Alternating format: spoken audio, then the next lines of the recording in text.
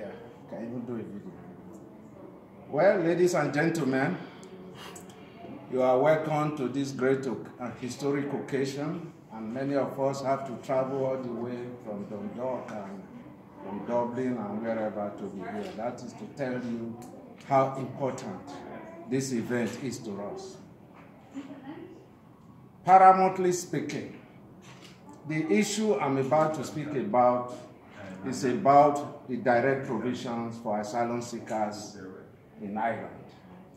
The role I played and the role the system also played in my life to transform my life to make me where I am today. The issue at stake is that most people are very, very negative about the issues of direct provision. But there are also a lot of positivities in being in that system. That is, for those who take things positive, they will encounter positivity. And for those who are very negative and suicidal, they will also experience that suicidal aspect. But my duty is to create a bridge between the good, the bad, and the ugly. While I was in the direct provision in Sligo, when I came to Ireland, coincidentally, in June 7th, 2011, we were placed in Baseskin, which is a temporary accommodation. And while I arrived there, they gave me free accommodation, a room to share with about 3 or 4 people, free food, free juice, free accommodation, free everything. And that was my first time in life of encountering that type of system, because I spent about 17 years in South Africa, even as an asylum seeker. Although within a space of 1 year, I was given permanent residence and I was given citizenship of South Africa. And while in South Africa, the South African government never took care of anybody. Once you arrive, you are on your own. You can work, you can go to school, you can do whatever you like. And that country gave many of us who arrived early every opportunity in life to do what we wanted to do and to be who we wanted to be. Unfortunately, because of the distractions and diversions in South Africa, beautiful women, alcohol, everything distracted us, made us to lose our sense of vanity. Because I will confess here that South Africa gave me every opportunity in life to reach to the highest peak, apogee of fame and glory. But I abused it all, especially because of women. Because the place was like Sodom and Gomorrah. Women everywhere, beautiful women everywhere. So we were distracted, and for 17 years, I lost my sense of vanity. I lost the purpose of my existence. I even forgot why I came to this world. I was lost. I was in hell. I was in Sodom and Gomorrah until things fell apart because of the criminality, and as many foreigners, Nigerians, other nationalities all over the world started to flock into South Africa. They destroyed the system and brought in all the vices and negativities and used it to destroy that country, which forced me to flee and come to Ireland in 2011. And while we were in Baseskin, the irony of being in Baseskin is that the government just wants you to eat and sleep. Just eat, sleep, eat, sleep. And for the first week, I was so happy. I said, why on earth? This is what I've been praying for all my life. To eat and sleep. Just eat and sleep. Then as years started to move on, I realized I was in trouble. I cannot just eat and sleep. I realized that eating and sleeping is something that will derail your potentialities. Then I asked myself, the government is not going to allow you to work. The governments don't want you to work. They don't want you to go to school, tertiary education, and all that. So I told myself, are you going to eat and sleep away your life? Until they posted me to Sligo. So when I arrived in Sligo, I saw that You have a place, like you have a room, and you have at least 4 people in that room. Even if they are families, you have one room for the father, the mother, and all the children. There is no privacy. Even the mother and the father cannot even sleep and make more babies because all the children, their eyes are open, and the place is so small and little. That was when I mounted. In fact, they appointed me. In fact, they said, Joe, we want you to be our president in Globe House. From that moment, I took up the fight to fight for asylum seekers. And the problem I have is that when I'm fighting, I fight like an artist. I don't fight like normal people because I tell you the situation exactly how it is. And if you go on YouTube, you will see all my campaign videos on YouTube where I was fighting for direct provision, for them to change the system. But I'm going to tell you a secret. This is a deep secret.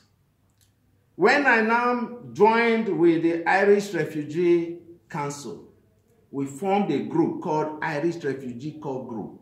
And I also started to attend many meetings of all those bodies and groups who are fighting, stop direct provision, stop direct provision.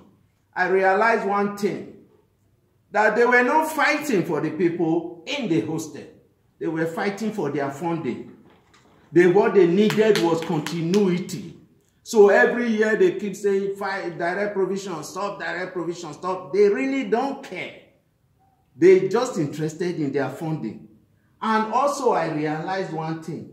If it is about ending the direct provision, all these people that are coming in from abroad, from all over the world, where are you going to put them? There are Irish people who have no homes, who are homeless. People are struggling for houses and everything. You can't just bring somebody from anywhere in the world and just give him a big apartment and say, stay, relax. It's not possible.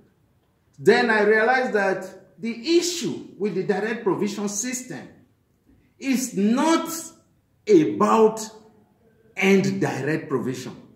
The problem with the direct provision, because when the system was created, it was created on the condition that people will stay there for a little while, maybe 3 to 4 months. Then they will now, if they don't have their papers, then they can now transfer them to other places. But these people regularize the direct provision in such a way that people can now stay in the hostel for 20 years, for 15 years. Children will be born there and they will grow up there.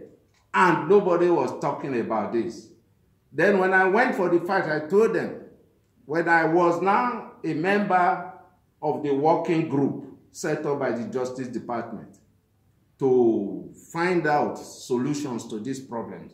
So I have, in fact, I made enmity with all the black people, all those organizations and all that were fighting. I saw their secrets, that they were just fighting for themselves. They were not. So I said, the issue is not the direct provision. The issue is the length of time that people spend in the direct provision. The period people can you spend 10 years, 15 years. So after 1 year, the way I related it, that after 1 year, if you don't get your papers, you should be allowed to work. You should be allowed to go to school. You should be allowed to progress. You should be allowed to cook and eat your own food. You should be allowed a lot of privileges for the children so that everybody at least can gain some enormous amount of some freedom. And the government listened to me very, very well. And if you check the system right now, you realize that now most people in the direct provision system are now able to cook their own food. You can now cook your own food and eat what you want to eat, not what you are given to eat like a dog. Now people can eat their own food. Now they have reformed the system. They no longer jam-pack people as it used to be. They now allow people to go to school. Now after 9 months, you are now allowed to work. People are now allowed to work. So all those things that I fought for, the government transformed everything. The government have done so much. The government have improved the system so much. But one thing you must understand is that progress cannot be attained in one day. Though progress is slow, but they need time to regularize a lot of things. Now they have joined the European Union. They scrapped ORAC. ORAC no longer exists. Now you now have IPO, which is now handling the entire case. That is both the refugee status, subsidiary protection, and leave to remain. The first one is refugee status is being granted by United Nations. When they refuse you, the European Union will take you on grounds of subsidiary protection. When you fail there, then the government, the Irish government, can now grant you leave to remain. And that was exactly what they granted me. So one thing I want to tell you is that while people were lamenting in the direct provision that we don't want this kind of life, that was the life that gave me an opportunity. Because now you are free to sleep and eat, which means you have all the time in the world. Now as an artist, I ask myself, Joe Debo, who are you? What are you? I have to answer myself. I am a writer. I said, if you're a writer, write. I started writing and I published my first book in Sligo. It was published in, by Editions Dedicacy in Canada, the South African Cross. Because I have to use my South African experience to write a book on how to change South Africa and make it And then I published my first book. I asked myself, what are you? Again, I'm an artist. Oh, if you're an artist, paint. That 19 euro 10 cents, which they used to give to me, although that amount now, they have increased it for them now to 38 euro something. That 19 euro 10 cents, I use it to buy art materials. I start to paint on top of my bed. And while painting on top of my bed, I gained prominence. I became one of the well-known contemporary artists of our time. Then after that, I said, okay. When I was sent to Dog, I said, oh, now you're in Dundalk. I started more painting. Then I said, no, right. In 4 months in Dundalk, I published 10 books. They are all on Amazon. I wrote and published 10 books on different issues and different topics. So I got tired. I said, okay, now I'm an accomplished author. I'm an accomplished artist. If I was not in the direct provision, all my life I've been a teacher. I started teaching in the year 1979. All my life I've been a teacher in Nigeria. I never practiced art. I never knew I was good in art. I went to South Africa. I spent 17 years. I was busy trading, doing other irrelevant things. I never knew I was so good in art. But when I came to Ireland, Ireland gave me that peace, that condition, enabling condition and circumstance to develop myself to the fullest potentials. I have done an Irish movie, check on your system, Casting Peel. It went for Cannes Film Festival. That is purely an Irish movie in Irish language, and I'm the actor of that movie. I've taken part in so many other movies. If you go online, Google my name, Joe Debo, you see a lot of documentaries done on me by filmmakers. So I'm into movies. I ask myself, oh, you are a joker. I do stand-up comedy. In fact, my first stand-up comedy gave me my first girlfriend. Although the relationship, because maybe after encountering me, she started to ask me, say, how did I get involved in this?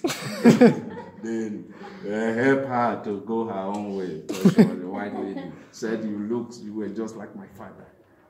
You know, the way I am. So I do stand-up comedies. I've done points. If you go, IMMA, Irish Museum for Modern Art, you see our mother gaze. I was one of those who produced. I do art workshops. I do a lot of things. And I have developed myself. Today I'm here. Tomorrow I'm somewhere. Day for yesterday, my painting was being donated to by the Nigerians in diaspora, and I do to the ambassador to Nigeria in Ireland. So what I'm trying to say in essence is that certain situations in life, the end product of my discussion now is for all of you, everybody here, giving you a message. That whatever situation and circumstance that you find yourself, good or bad, no matter how terrible the situation is, always believe there is a purpose for that. Always see your challenges as your morale booster to rise to greater heights. Whatever circumstance that make people to be suicidal and all those things and all, try to understand one thing. There are challenges when they come to you in life. It is for your own good. It is to transform you. It is to define your character. It is to showcase you who you really are. Don't allow circumstances to bring you down. Instead, let it be that thing that will raise you to greater heights in life. Thank you so much. Woo! Woo! Woo!